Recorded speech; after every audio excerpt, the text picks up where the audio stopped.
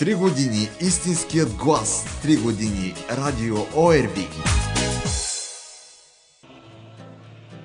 След концерта на радио ОРВИ, който се проведе на 25 февруари 2007 година, стартира предаването mcnetco.net с водещ Зюмбил от братя Мангасарян.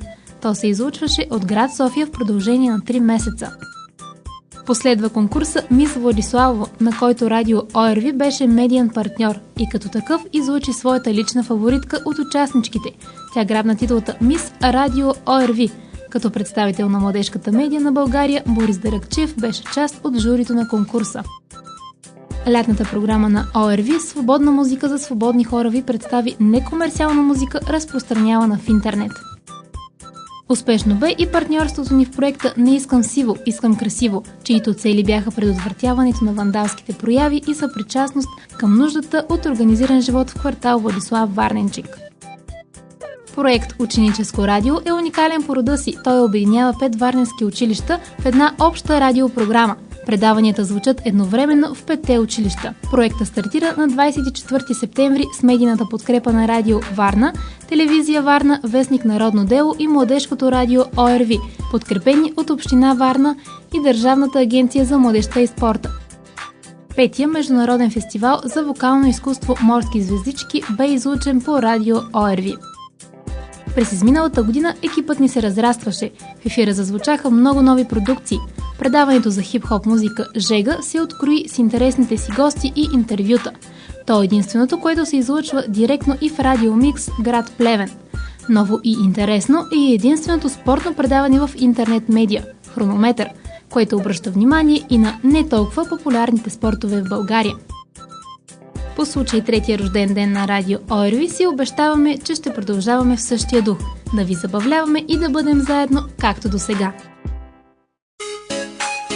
3 години истинският глас. 3 години радио ОРВИ.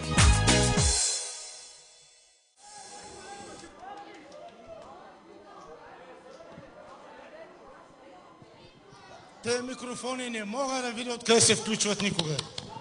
Здрасти, Владиславово! Що не ръкопляскате на танцов ансамбъл "Китка Цвете" към читалището в нашия любим и прекрасен квартал, който и скоро ще стане център? И сега, знаете ли кой съм аз? Няма значение аз кой съм. В момента е важно кой ще дойде тук на сцената. А това е водещият на шоуто тази вечер Румен Генов!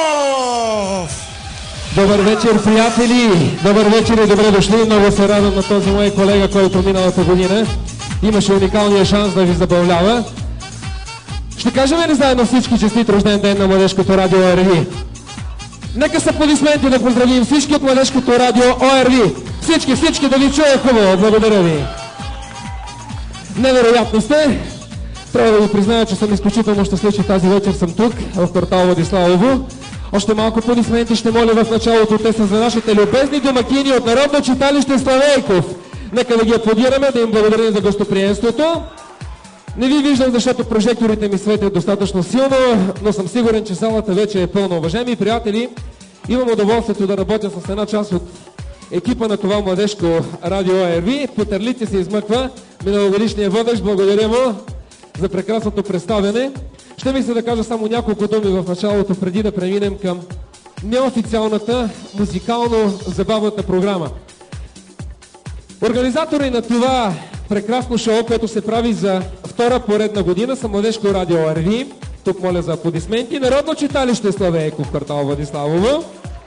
Забележете, вторият младежки информационно-консултантски център, който се открива в Варна. Аплодисменти за организаторите на това прекрасно местенце, в което младите хора на Варна могат спокойно да работят и да показват своите умения в различни области.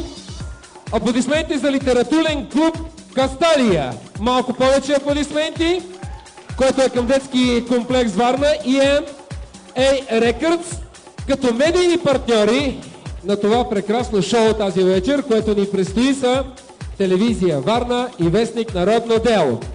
Аплодисменти за медийните партньори. Виждате екипа на телевизия Варна вече е тук. и спокойно ще върши своята работа тази вечер. Уважаеми приятели, имаме още какво да ви кажем. Малко по-късничко ще дадем още обяснение по отношение на това, което се случва в радио ОРВ. Ще ви кажем и за проектите, които се готвят и които вече се текат като програми в Черноморската столица Варна и съм изключително радостен, че голяма част от варненските училища се включиха в тези проекти.